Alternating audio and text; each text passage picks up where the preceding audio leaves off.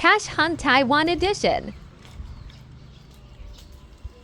Hello guys, malapit na nga pala ang birthday ko kaya bibigyan natin ng mga tropa natin ng biyaya. Ngayon bibigyan tayo, magpapakasyan tayo ngayon dito sa amin, dito sa malapit.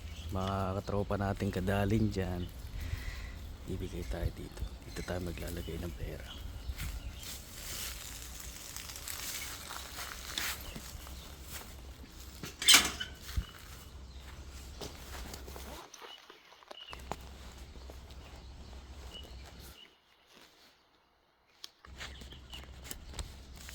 Ano to?